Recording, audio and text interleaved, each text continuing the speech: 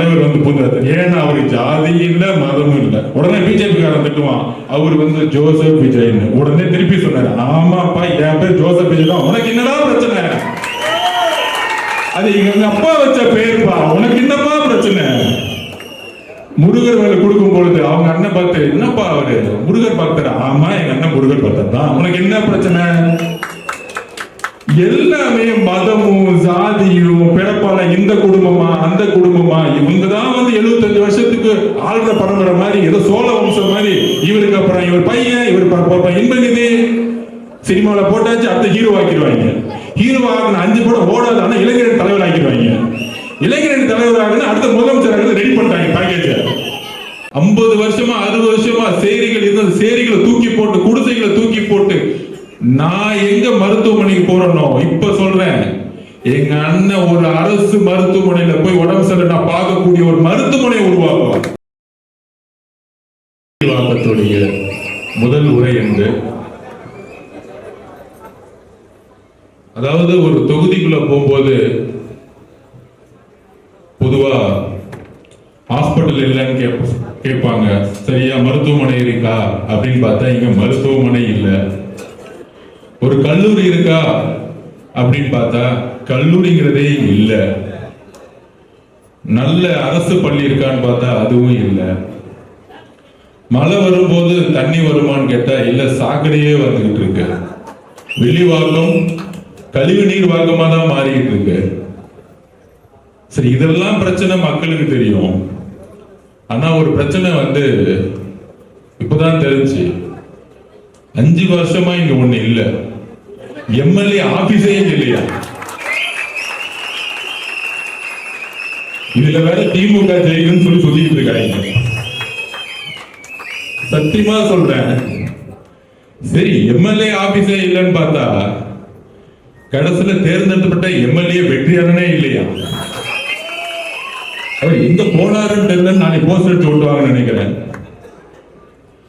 சரி, அவர் தான் பிறப்பால் தேர்ந்தெடுக்கப்பட்ட எம்எல்ஏ, அந்த கட்சியே அப்படிதான். எனக்கு பேராசிரியரையே ரொம்ப பிடிக்கும் சின்ன வயசுல இருந்து. அவருடைய பேரன்கிற முறையில வந்து தேர்ந்தெடுத்தாங்க. அவருக்கும் கெட்ட பேரு, பேராசிரியருக்கும் கெட்ட பேரு, இன்னைக்கு வில்லிவாக்கத்துக்கும் கெட்ட பேரு. சரி, கடைசியில வந்து எம்எல்ஏ தான் இல்லைன்னு பார்த்தா திமுகங்கிற கட்சியே இல்ல வில்லிவாக்கத்துல. எம்எல்ஏ அளவும் இல்ல, எம்எல்ஏவும் இல்ல, திமுக கட்சியும் இல்ல. சரி, ஓகே, திமுக தான் இல்லைன்னு நினைச்சிட்டு நம்ம பாப்போம்ட்ட. ஆனா அந்த அதிமுகன்னு ஒண்ணு இருக்குமே, அது எங்கன்னு கேட்டேன். ஆனா அதை பேக்கேஜ் பண்ணி டெல்லிக்கு போய் ரொம்ப நாள் ஆச்சுங்க. எல்லாம் பேக்கேஜாவே போயிட்டு இருக்கு கட்சியெல்லாம். இப்ப சரி விட்டுருங்க, அவங்க டெல்லியிலேயே இருக்கட்டும், நம்ம வில்லிவாக்கத்துல இருந்து மக்களுக்கு சேவை செய்ய ஆரம்பிப்போம். அப்ப திமுகவும் இல்ல அதிமுகவும் இல்லைன்னா இங்க யாரு இருக்கா சொல்லுங்க? டிவிகே.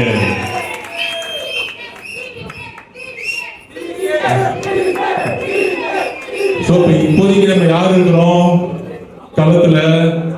டிவிகே. முதலமைச்சர் தொகுதி பக்கம் எப்பயாச்சும் வந்துட்டு போனாரா?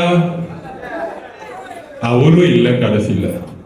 அப்ப நம்ம கிட்ட இருக்கிற ஒரே நம்பிக்கை நம்மளுடைய தலைவர் விஜய் அண்ணா.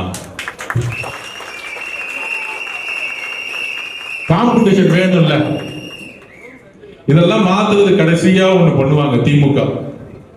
பாபுன்னு ஒருத்தர் வருவாரு. ஓகே, அது நம்ம பாபுன்னு பாத்துக்குவார், விட்டுருங்க, அவரை பத்தி பேச வேணாம். சேகர் பாபு, ஸ்னேக் பாபு அப்படின்னு நிறைய பேர் வந்துகிட்டே இருப்பாங்க. இந்த வட்டம், நகரம், சதுரங்கம் இதெல்லாம் வந்துகிட்டே இருக்கும். கடைசியில ஜெயிக்க முடியாதுன்னு தெரிஞ்சுக்க ஒண்ணு பண்ணுவாங்க. என்ன பண்ணுவாங்கன்னா, வீடு 2000 ரூபாய் கொடுப்பாங்க, இல்ல 3000 ரூபாய் கொடுப்பாங்க. தலைவர் நிக்கிற தொகுதியில் 5000 போகும். பல ஏலம் ஆயிடுச்சு, இப்ப ரெடி பண்ணிட்டு இருப்பாங்க. பெரம்பூரா நேற்று ஏதோ தீர்மானம் போட்டாங்க, 5000 ரூபாய் ரெடி பண்ணு. இந்த மாதிரி 5000, 3000, 2000 அடிச்ச பணத்தை கொண்டு வந்து கொடுக்கணும்ல. நான் மக்கள்கிட்ட ஒரே ஒரு சின்ன கணக்கு சொல்லிக்கிறேன். 5 வருஷம் மொத்தமா அடிக்கிற போனா 1 லட்சம் கோடி 2 லட்சம் கோடி. நான் திமுக கிட்ட ஒண்ணு கேட்கிறேன், அப்பா 3000 4000 எல்லாம் கொடுக்காதீங்க, ஒரு 1 லட்சம் கோடி உங்க குடும்பம் அடிச்சிருக்கு, அமைச்சர்கள்லாம் ஒரு 50,000 கோடி அடிச்சு வச்சிருக்கீங்க, அதிகாரிகள் ஒரு 50,000 கோடி அடிச்சு வச்சிருக்கீங்க, மொத்தம் 6 லட்சம் கோடி கடன் எதுக்குன்னா 2 லட்சம் கோடி குடும்பத்துக்கு, 1 லட்சம் கோடி இவங்களுக்கு, 3 லட்சம் கோடி தான் உண்மையான கடன். அப்ப நாம என்ன சொல்றோம்னா 3000 கொடுக்காதீங்க, 5 வருஷத்துக்கு கணக்கு போட்டா மாசத்துக்கு 50 ரூபாய் பிச்சை காசு கொடுக்குறீங்க, டேய் கொஞ்சம் நல்ல காசா கொடுங்க, மக்களை பார்த்து ஏமாத்தாதீங்க. 3000 எவ்வளவு வருது? 50 ரூபாய் ஒரு மாசத்துக்குன்னா 600 ரூபாய், 5 வருஷத்துக்கு 3000 ரூபாய் கொடுத்து 50,000 கோடி அடிக்க வராங்க. இதுதான் கணக்கு, மக்கள் புரிஞ்சுக்கணும். இன்னையிலிருந்து இந்த கணக்கை மக்கள் போய் கொண்டு சேருங்க. நம்மளுடைய எதிர்காலத்தை டிசைட் பண்றதுக்கு மாசம் 50 ரூபாய் கொடுக்க வராங்க தேர்தலுக்கு.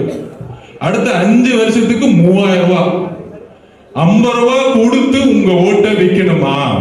இந்த கேள்வியை மக்கள் கிட்ட நம்ம கேட்டே ஆகணும். அப்ப இந்த 50 ரூபாய் கொடுத்து ஓட்டு போறது என்ன ஆகுது? நமக்கு மருத்துவமனை இருக்கா? இல்ல. இவங்களுக்கு மட்டும் உடம்பு சரியில்லை நேரம் அப்போலோ போயிடுவாங்க. இங்க இருக்க எம்எல்ஏ உடம்பு சரியில்லைன்னா எங்க போவாரு? அப்போலோ போறாரு. நம்ம மட்டும் எங்க போனோம்?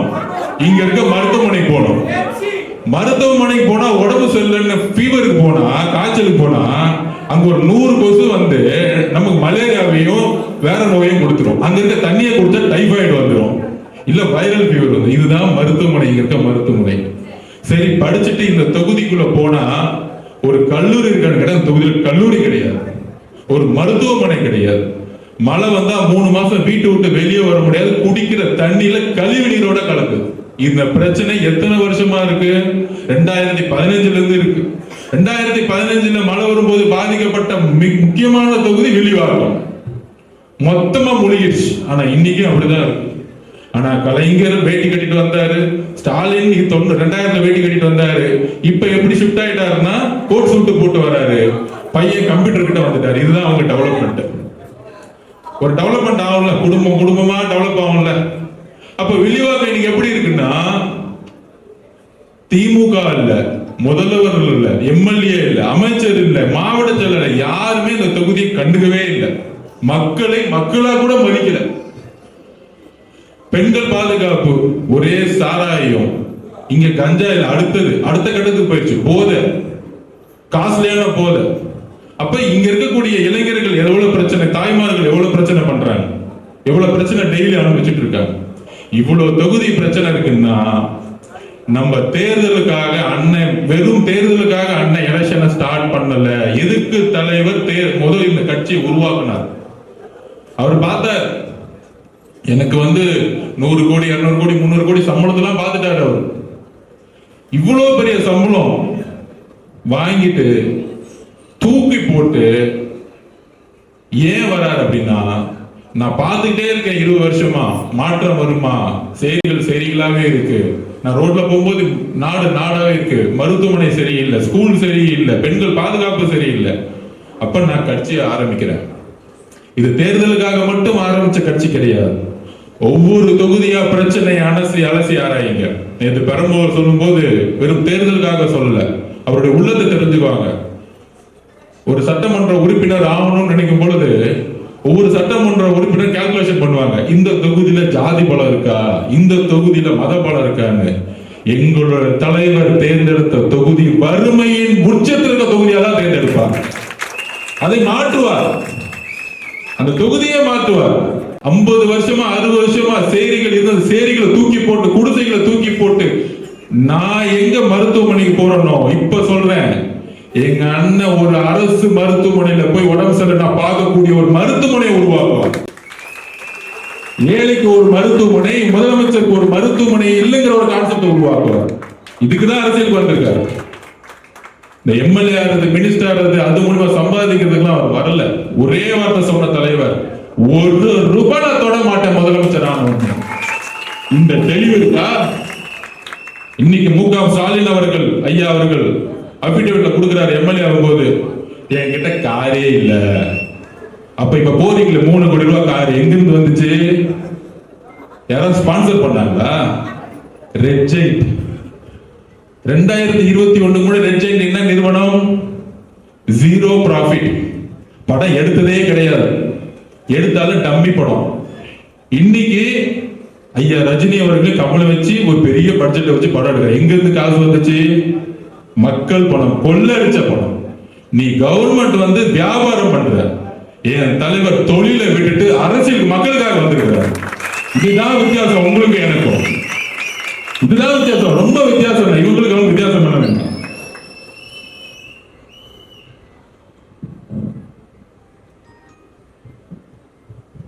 இன்னைக்கு நமக்கெல்லாம் தெரியும் புரட்சித் தலைவர் அம்மாவோட பிறந்த நாள்.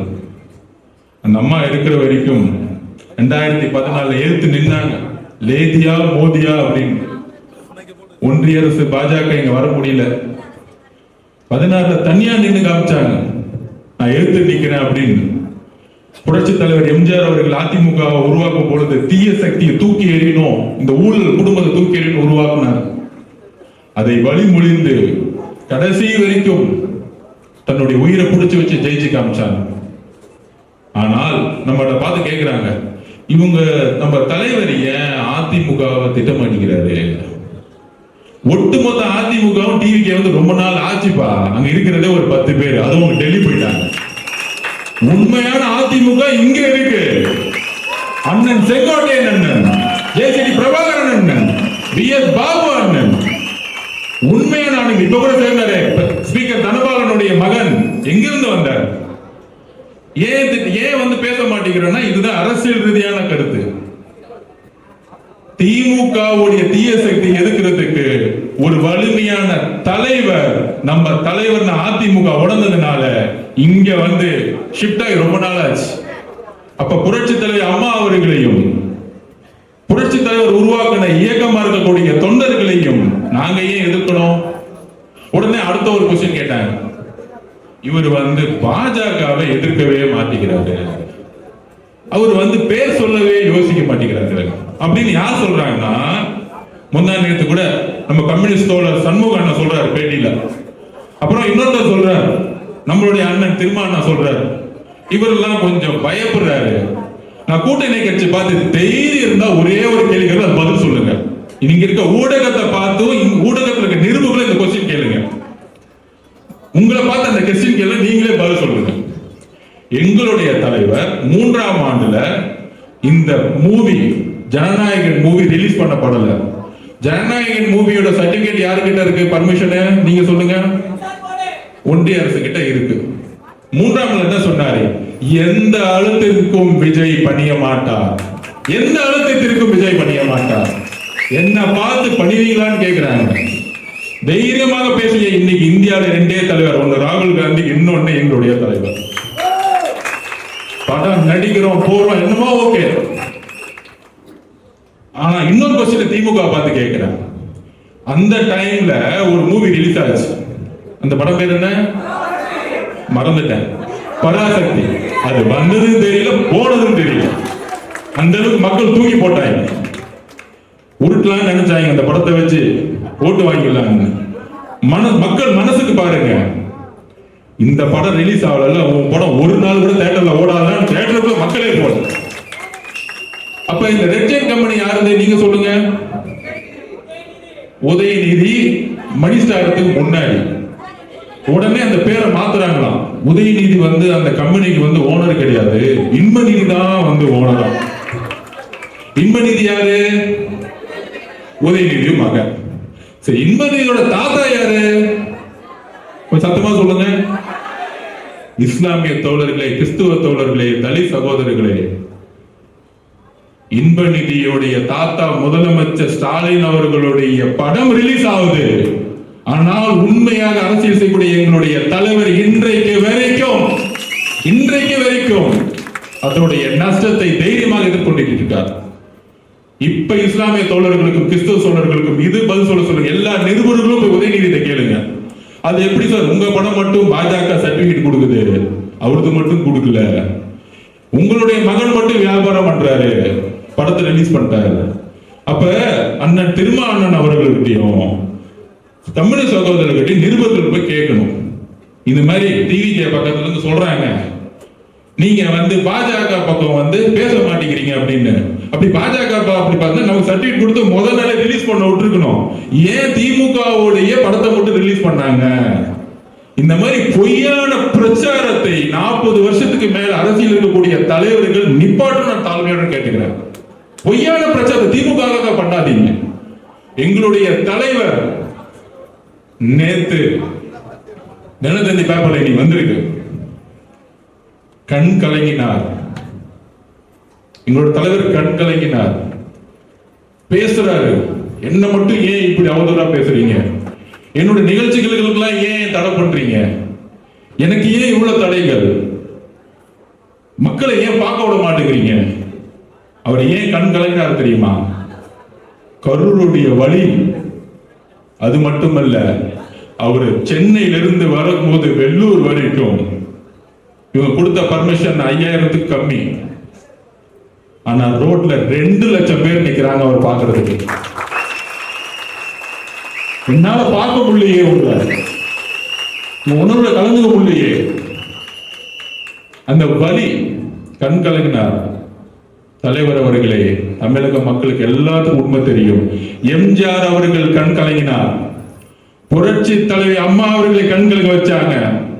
ஆனா 2 பேரும் ஓட ஓட விரட்டாங்க உயிரோட இருக்க வரைக்கும் திமுகவை முதலமைச்சராக. அதுக்கப்புறம் 2 தலைவருக்கு அப்புறம் பயந்த ஒரே தலைவர், திமுக பார்த்து பயந்த ஒரே தலைவர், ஒரே இயக்கம் டிவிகே, நம்மளுடைய தலைவர் விஜய் அவர்கள். அதனாலதான் இவ்வளவு நெருக்கடி. அது என்ன நெருக்கடி? அதெல்லாம் சும்மா. அப்ப இந்த பத்திரிகையாளர்கள் நிறைய பேர் கேட்பாங்கல்ல, மக்கள்கிட்ட உண்மையை சொல்லணும் இல்ல. கரூர் சிச்சுவேஷனுக்கு முன்னாடி நாகப்பட்டினத்திலே சொல்லியிருப்பாரு, எனக்கு சரியான இடம் கொடுக்க மாட்டேங்கிறீங்க, மக்கள் கூட்டம் கூட்டமா வராங்க. அப்ப கரூர் ரேடியோடைய பாதுகாப்பு இல்லாம நம்மளுடைய மக்கள் இறந்தாங்க. மிகப்பெரிய வழி, சட்ட போராட்டம், அதெல்லாம் நடத்திட்டு அவங்களுடைய நோக்கமே என்ன, எப்படி நடிச்சிருக்காங்கன்னு உங்களுக்கு தெரியும், ஆல்ரெடி நமக்கு தெரிஞ்சதுதான். நோக்கமே தமிழக வெற்றி கழகத்தை முடக்குறது, தலைவர் விஜய் அவர்களை முடக்குறது. அதுக்கு நான் உதாரணமே சொல்லிடுறேன்.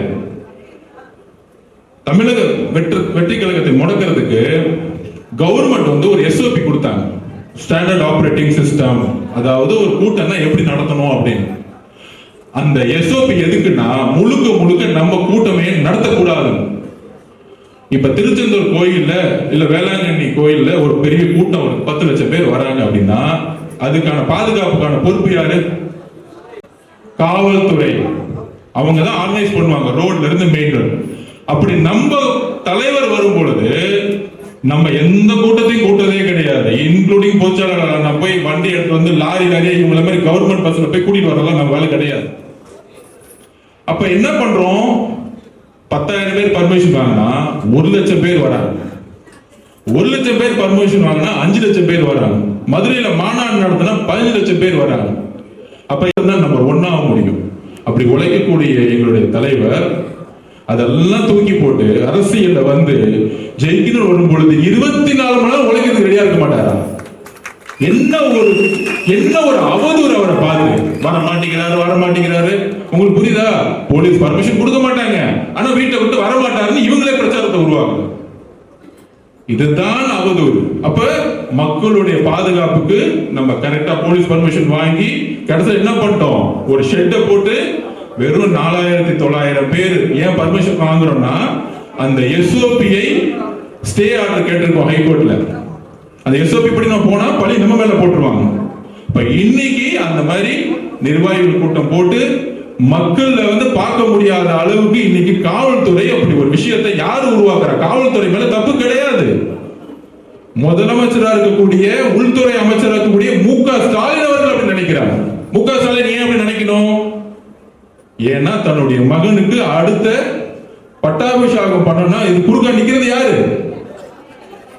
நாளை உதயநிதி அவர்கள் முதலமைச்சர் குறுக்க நிக்கிறது யாரு? ஸ்டாலின் அவர்கள் 75 வயசு ஆயிருச்சு, இந்த எலெக்ஷன்ல காணாம போயிடுவாரு. ஆனால் தடங்களை நிக்கிறது யாரு? EPS அவர்களா? மக்கள் EPS அவர்களை மறந்து ரொம்ப நாள் ஆச்சு. இப்ப கூட ஏதோ 10,000 அனௌன்ஸ் பண்ணாராம். ஏதோ அப்படி போற வழிகளெல்லாம் 10,000 ரூபாய் கொடுக்குறேன், அங்க கொடுக்குறேன். யாரு நம்ப போறாங்க? நீங்க 10,000 ரூபாய் கொடுக்க போற, 5000 கொடுங்க, 1 லட்சம் கூட கொடுக்குறேன்னு சொல்லுங்களேன். மக்கள் உங்களுக்கு நம்பாம நீங்க முதலமைச்சர் ஆனதானே காசு கொடுக்கறதுக்கு. அப்ப வெறும் காசு கொடுக்குறேன்னு சொல்லி ஓட்டு வாங்குது. நான் என்ன பண்ணணும்னு சொல்ல முடியாதுல்ல. 21 முதலமைச்சரா ஏன் மக்கள் தூக்கி போட்டாங்க அப்படின்னு சொல்ல முடியாதுல்ல. அப்ப சும்மா 10,000 ரூபாய் கொடுக்குறேன், இதோ 2,000 ரூபாய் கொடுக்குறேன், இதோ 3,000 ரூபாய் கொடுக்குறேன். என்ன தமிழக மக்கள் என்ன ஏதோ காசு கொடுத்தா ஓட்டு போட்டுருவாங்க, இன்னும் தவறான மனப்பான்மை நினைச்சுக்கிட்டு இருக்காங்க. வளர்ச்சி மாற்றத்தை பத்தி யோசிக்க மாட்டேங்கிறாங்க. அப்ப இன்னைக்கு இபிஎஸ் அவர்கள் காணாம போயிட்டார், தொண்டர்கள் இங்க வந்துட்டாங்க. அப்ப திமுக இருக்கக்கூடிய ஒரே என்னது டிவிக்கு நம்மளுடைய தலைவர் அவதூறு பிரச்சாரம், பெண் மூலியமா அவதூறு பிரச்சாரம், அந்த நிறுவனம் மூலியமா எல்லாத்தையும் அவதூறு பிரச்சாரம். அந்த பிரச்சாரத்தை உருவாக்கும் பொழுது நேற்று ஏன் கலங்கினார்னா இதுக்குதான். என்ன மக்கள்கிட்ட பார்க்க விட மாட்டேங்கிறீங்களே, என்ன சந்திக்க விட மாட்டேங்கிறீங்களே, அப்படி சந்திச்சாலுமே மக்களுக்கான பாதுகாப்பை கொடுக்க மாட்டேங்கிறீங்களே. அப்ப ஒவ்வொரு தாட்டியும் அவர் பயப்படுறார், மக்களுக்கு ஏதாச்சும் எதுவும் நடந்துடக்கூடாது. ஏன்னா காவல்துறை இல்ல. அப்ப இந்த நோட்டிபிகேஷன், எலெக்ஷன் கமிஷன் நோட்டிபிகேஷன் வரும் பாருங்க, அது வரைக்கும் இந்த முதலமைச்சர் சைனுங்கிறது வேலிடிட்டி. அதுக்கப்புறம் அதுக்கெல்லாம் முதலமைச்சர் அவ்வளவு. அடுத்த மாசம் என்னைக்கு நோட்டிபிகேஷன் வருது அதோட முதலமைச்சர் ஓவர். காவல்துறை எல்லாம் மாற்றப்படுது. அப்ப நேர்மையான காவல்துறை வரும் பொழுது கண்டிப்பாக தலைவர் ஒவ்வொரு ஊராவும் நடப்புவார், ஒவ்வொரு ஊராவும் வருவார். ஏன்னா இந்த காவல்துறை வச்சு நம்ம எதுவுமே செய்ய முடியாது. இந்த முதலமைச்சர் அப்படி ஒரு விஷயத்தை உருவாக்க பாக்குறாங்க. அவரை சுத்தி சுத்தி சுத்தி என்ன சொன்னாலும் மக்கள் எடுபட மாட்டேங்குது. அப்ப யாரோ ஒருத்தருக்கு அந்த கூட்டத்துக்கு எதாவது ஆச்சுன்னா உடனே பழிய தூக்கி அவர் மேல போடும். அதான் நேற்று கேட்டாரு, நீங்க என்ன நட்பு நட்புங்கிறீங்களே, ஏன் மேல பழிய போட்டீங்களே, அதான் உங்க நட்பா? அரசியல் சூழ்ச்சி.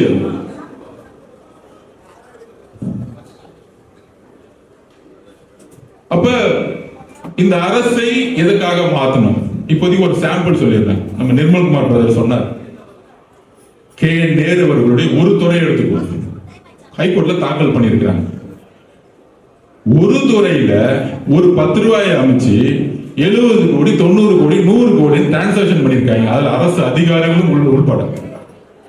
அப்ப இந்த அரசு ஒரே ஒரு வேலை வாய்ப்புல, செந்தில் பாலாஜி ஆல்ரெடி வேலை வாய்ப்புல பல மோசடி பண்ணி ஜெயிலுக்கு போயிட்டு உள்ள வந்திருக்கு.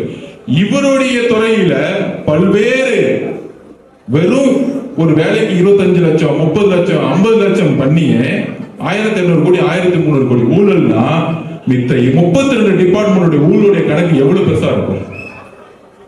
அப்ப இதை மாற்றம்னா நம்ம ஒரே ஒரு முடிவெடுக்கணும்.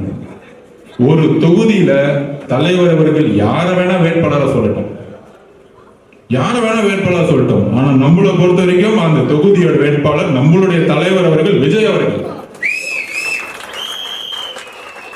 நமக்குள்ள 1000 பிரச்சனை இருக்கலாம். அண்ணன் நம்ம மாவட்ட செயலரோட உங்களுக்கு கருத்து முரண்பாடு இருக்கலாம், இல்ல பகுதியோட கருத்து முரண்பாடு இருக்கலாம், வார்டோட கருத்து முரண்பாடு இருக்கலாம். ஆனால் ஒரு எம்எல்ஏங்கிறது முக்கியமான ஒரு உருவாக்கம் எதுக்கு தெரியுமா?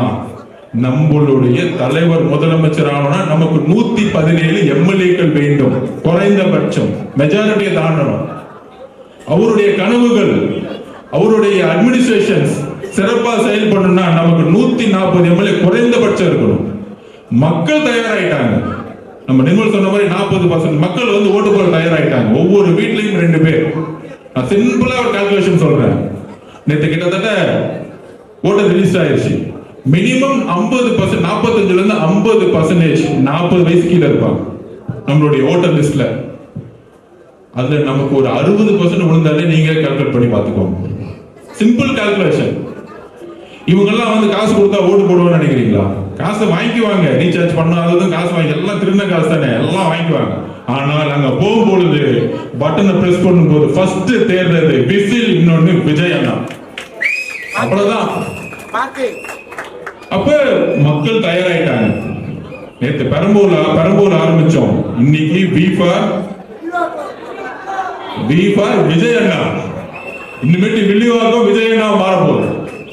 நீங்க எல்லாம் வேலை செய்ய ரெடியா இருங்க. உங்களோட நாங்க வரப்போறோம். நான் முதல் கொண்டு எல்லாரும் உங்களோட போவோம். ஒவ்வொரு வீடா போவோம்.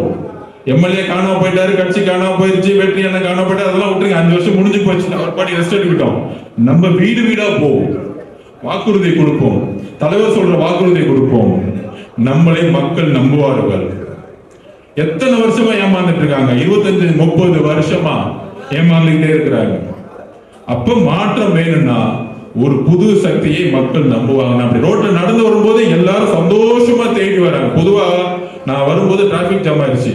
நான் சொன்னேன் அண்ணன்ட்ட, அண்ணே இந்த வெடி வைக்கிறது இந்த ஆர்ப்பாட்டம்லாம் வேண்டாம், இந்த திமுக கல்ச்சரே வேணாம், காரெல்லாம் தூக்கி போட்டு நடந்து போவேன் வேணாம், இதெல்லாம் வேணான்னு முதல்ல இன்னைக்கே சொல்லிட்டேன். இந்த ஆடம்பரமும் பேனர் அடிக்கிறதுலாம் வேண்டாம், நம்ம பாடி நடந்து போய்கிட்டே இருப்போம், மக்கள் கிட்ட என்ன பிரச்சனையோ கேட்போம், என்ன முடியுதோ நம்ம செஞ்சு கொடுப்போம்.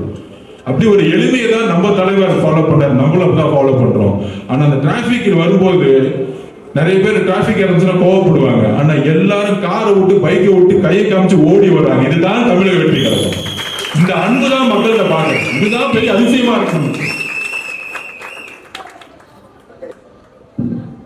அதாவது இதெல்லாம் உருவாக்கிட்டு முதலமைச்சர் பார்த்தா ஒரு சாஃப்டா இருப்பார், நம்மளை திட்ட மாட்டார், நம்ம அண்ணனை திட்ட மாட்டார், பேச மாட்டார். ஆனால் எல்லா வேலையும் செய்யறது திரு மு.க. ஸ்டாலின் ஐயா அவர்கள் தான். இந்த அமைதி படத்துல சத்யராஜ் இருப்பார் பாருங்க, பக்கத்துல மணியின் மாதிரி ஒரு கேரக்டர் வச்சுக்குவார், அதான் அவர் புள்ள. என்ன எப்ப பார்த்தாலும் கூட்டம் வந்துகிட்டே இருக்கு, போடு கரூர் மாதிரி ஒரு பிரச்சனையை போடு, அந்த எஸ்பியை கூப்பிடு, வெளியே வரவிடாத மாதிரி நிப்பாட்டு, பொதுச் செயலாளர் போய் ஒரு அப்ளிகேஷன் கூட கதற விடு, 30 நாள் அப்படி பர்மிஷன் கொடுக்கவே கொடுக்காத. ஆனா தன்னுடைய மர்ம கம்பெனி வச்சுக்கிட்டு விஜய் அவர்கள் வீட்டை விட்டு வரல, விஜய் அவர்கள் வீட்டை விட்டு வரல, ஒரு பிரச்சாரத்தை உருவாக்கும். நேற்று ஏன் கண் கலங்கினாரு? இதுக்குதான். அவர் ஏதோ அமைதியா இருக்கிற மாதிரியும் நல்ல மாதிரியும், இந்த அமைதி படத்துல இருக்க சத்யராஜ் கேரக்டர் தான் அவரு அமைதியா இருப்பாரு. எலெக்ஷன் வரும்போது பத்த விடுறான்னு சொல்லுவாரு பாருங்க, அதுதான் அவங்க. அப்ப எல்லா தவறையும் செய்யக்கூடியது முதலமைச்சர் மு.க. ஸ்டாலின் அவர்களும் ஒரு குடும்பம். இதை முதல் நம்ம புரிஞ்சுக்கணும். என்னது எல்லாம் கரெக்டா தானே போகுது, அவர் பாட்டிக்கு அமைதியா இருக்கிறாரு. இதுதான் மிகப்பெரிய ஆபத்தான அரசியல். பிஜேபி கூட அதிமுக அதிமுக திட்டிட்டு இருப்போம், ஆனா திமுக எதிர்க்கிற மாதிரி எதிர்த்து அவங்க படத்தை மட்டும் ரிலீஸ் பண்ணுவாங்க. இப்ப தெரியுதா எவ்வளவு அதிமுக கூட உண்மையா போய் சேர்ந்துக்கிட்டு, ஆமா சேர்ந்துட்டேன் நீங்க மக்கள் ஓட்டு போடுங்கன்னு வந்து சொல்றாங்க. அங்கேயாச்சும் ஒரு உண்மை இருக்கு, இங்க உண்மையே கிடையாது. எதுக்குறமா எதுக்குறது, ஆனா படத்தை ரிலீஸ் பண்றது. அப்ப நம்ம கிட்ட மட்டும்தான் இன்னைக்கு உண்மை இருக்கு, நம்மளுடைய தலைவர்கிட்ட மட்டும்தான் உண்மை இருக்கு. சோ இதை நம்ம புரிஞ்சுக்கிட்டு, நீங்க திடீர்னு இப்ப நம்ம மீட்டிங் போட்டோமா, நாளைக்கே இப்ப யார் மாவட்ட செயலர்னு கேட்டேன் வெள்ளிவாக்கத்துக்கு, நம்ம சேகர் அண்ணன் தான், பாபு அண்ணன் தான் மாவட்ட செயலர் சொன்னாங்க. நாளைக்கே மீட்டிங் போட்டுருவாரு, ஓடி வந்து பாருங்க, இன்னும் 2 நாள்ல மீட்டிங் போட்டுருவாங்க, கிட்டு கிட்டு கிட்டு வருவாங்க. எனக்கு தெரிஞ்சு இப்ப இருக்க எம்எல்ஏ தூக்குனாலும் தூக்கிடுவாங்க, வெளியில இருந்து இம்போர்ட் பண்ணுவாங்க, இங்க இருந்து தூக்கிட்டு வருவாங்க. அப்படி தூக்கிட்டு வந்து அதுன்னு படத்தை காமிப்பாங்க. நம்மளே படம் பார்த்து மேல வந்தவங்க, நம்மளே படம் பார்த்து ஆட்சேபிக்க போடுவாங்க. நம்ம கிட்ட படம் தான் காமிக்க முடியுமா? எங்க தலைவரே நடிகரா இருந்து அரசியல்வாதி ஆயிட்டாரு, எங்க தலைவர் நடிகரா இருந்து தலைவர் ஆயிட்டாரு, நீ தலைவர்ல இருந்து நடிகர் ஆகிட்டு இருக்க, அதுவும் லூஸ் மோகன் மாதிரி அப்பப்போ நடிச்சுக்கிட்டு இருக்க. வேண்டாம் சார், எது தெரியுமோ அதை செய்யுங்க. நடந்து வர்றது, தூக்குறது, தவளை தூக்குறது, பேண்ட மாத்துறது வேண்டாம், விட்டுருங்க. எங்க அண்ணனை பார்த்து செய்யாதீங்க. எங்க அண்ணனாச்சு விசில் அடிப்பாருன்னு சொன்னாரு, அவரு இந்த படத்துல ஒரு மாதிரி விஜயாவே மாறிட்டாரு. அவர் மு.க. ஸ்டாலின் ஐயா பேண்ட்ல இருந்து ட்ரெஸ்ல இருந்து நடுவுல ஸ்டேஜ் போட்டு வாக் பண்றதுல இருந்து தவளை தூக்கி போடுறதுல இருந்து என்னென்னலாம் பண்றாங்களோ பண்ணி பாக்குறாங்க. ஆனா பசங்க மீம்ஸ் தான் போட்டுட்டு இருக்காங்க, ஒண்ணு கனெக்ட் ஆக மாட்டேங்குது. பெண்கள் கனெக்ட் ஆக மாட்டேங்கிறாங்க. நீங்க 5000 கொடு, 2000 கொடு, இல்ல 10,000 கொடு, எல்லாம் கொடு, எல்லாம் எண்டு தானே.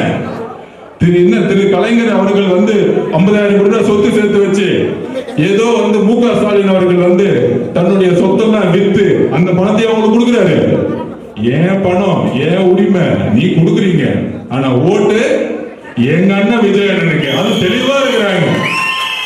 நேத்து வேலூர்ல இருந்து வர அண்ணன் வரும்பொழுது கரெக்டா ஆம்பூர் என்ட்ரி, ஒரு 300 பேர், நான் தூரமா பாக்குற கருப்பா ஒரே ஒரு கும்பலா நிக்கிறாங்க. என்னன்னா அது கருப்பா இருக்கு, ஏதாச்சும் கருப்பு கொடி காமிக்கிறாங்களா? நான் வேற பயந்துட்டேன். திமுக வேற ஒரு 200 பேரை வந்து கருப்பு கொடி காமிக்கிறாங்களான்னு நினைச்சேன். அப்படி நான் பக்கத்துல ஃபர்ஸ்ட் நான் தான் போயிட்டு இருக்கேன். அப்படி பக்கத்துல போகும்போது தான் தெரியுது, ஆம்பூர் என்ட்ரு ஆகும்போது நம்மளுடைய இஸ்லாமிய சகோதரிகள் ஒரு 300 பேரை பர்தா போட்டுட்டு ஒரு பாதி ரோடு ஓடி வராங்க பர்தா போட்டுட்டு. நான் பார்த்து பயந்துட்டேன். முகம் வேற பார்க்க முடியல, இந்த அக்கா முகம் பார்க்க முடியல, அங்க முகம் பார்க்க முடியல. பார்த்துட்டு ஃபர்ஸ்ட் கார் ஃபர்ஸ்ட் கார் எந்த பார்த்துட்டு அண்ணன் நினைச்சிட்டாங்க, அண்ணன்காரன் கருப்பு ஏன்காரன் கருப்பு. உடனே பாதி நிப்பாட்டு நான் சொன்னேன், இல்ல இல்ல பின்னாடி வராரு அங்க அட்டாக் பண்ணுங்க எல்லாம் கொஞ்சம் போவீங்க அப்படின்னு சொன்ன ஒரு 300 இஸ்லாமிய பெண்கள் ஓடி வராங்க குழந்தைகளோட. எப்பன்னா 2 மணி வெயில. இப்பொழுது தெரியுதா எங்க பாசம் இருக்குன்னு? ஒவ்வொரு மசீதியிலும் ஒழிக்கப்பட்டது இறைவனுக்கு அப்புறம் நம்மளுடைய தலைவருக்கு தான் ஓட்டு போடணும். ஒவ்வொரு சர்ச்சிலையும் சொல்ல ஆரம்பிச்சுட்டாங்க, ஒவ்வொரு வீட்லயும் தலைவர் வந்து புதுறாரு. ஏன்னா அவருக்கு ஜாதி இல்ல மதமும் இல்ல. உடனே பிஜேபி காரன் திட்டுவான், அவர் வந்து ஜோசப் விஜய்னு. உடனே திருப்பி சொன்னாரு, ஆமாப்பா என் பேர் ஜோசப் விஜய் தான், உனக்கு என்னடா பிரச்சனை? அது எங்க அப்பா வச்ச பேருப்பா, உனக்கு என்னப்பா பிரச்சனை? முருகர் வேலை கொடுக்கும் பொழுது அவங்க அண்ணன் பார்த்து, என்னப்பா அவரு முருகர் பக்தர்? ஆமா எங்க அண்ணன் முருகர் பக்தர் தான், உனக்கு என்ன பிரச்சனை? எல்லாமே மதமும் ஜாதியும் பிறப்பால இந்த குடும்பமா அந்த குடும்பமா, இவங்கதான் வந்து 75 வருஷத்துக்கு ஆள்ற பரம்பரை மாதிரி, ஏதோ சோழ வம்சம் மாதிரி. இவருக்கு அப்புறம் இவர் பையன், இவர் இன்பநிதி சினிமாவில போட்டாச்சு, அடுத்த ஹீரோ ஆக்கிடுவாங்க. ஹீரோ ஆகின 5 படம் ஓடாது, ஆனா இளைஞர் தலைவர் ஆக்கிடுவாங்க. இளைஞர் தலைவர் ஆகுனா அடுத்த முதலமைச்சர் ரெடி பண்ணிட்டாங்க பேக்கேஜ். இப்ப இதெல்லாம் ஏத்து நிக்கிறதுக்கு யாரு வரணும்? நம்ம தான் வரணும். நம்ம தலைவர் மட்டும்தான் இருக்கிறாரு. இதெல்லாம் இந்த ஃபேமிலி இனிமேட்டு ஒன்னும் பண்ண முடியாது. எம்ஜிஆர் கிட்ட ஒன்னும் பண்ண முடியல. இன்னைக்கு புரட்சி தலைவி அம்மாவோட பர்த்டே பூஜை போட்டு ஆரம்பிச்சாச்சு, மொத்தமா முடிச்சிருவோம். அதனால பெரம்பூர்ல ஆரம்பிச்சு வில்லிவாக்கத்துல டேக் ஆஃப் ஆகி அண்ணன் தமிழ்நாடு முழுசு போய் சென்ட் ஜார்ஜ் ஹோட்டல்ல உட்கார வைக்கணும்.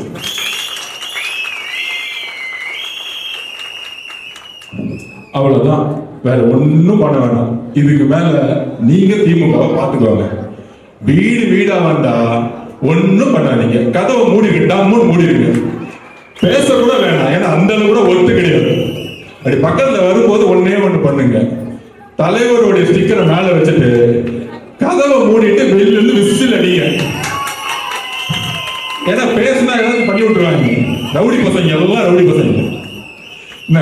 அதனால கதவை மூடி டங்க எப்படி மூடுனா அரைஞ்ச மாதிரி மூடணும். கதவை டம்முன்னு அடிக்கல, ஓய்வு ஒரு அரைஞ்ச மாதிரி இருக்கணும். 5 வருஷம் ஏன்டா வரல, 5 வருஷம் ஏன் வரல, 5 வருஷம் ஏன் வரல, 5 வருஷம் ஏன் வரல.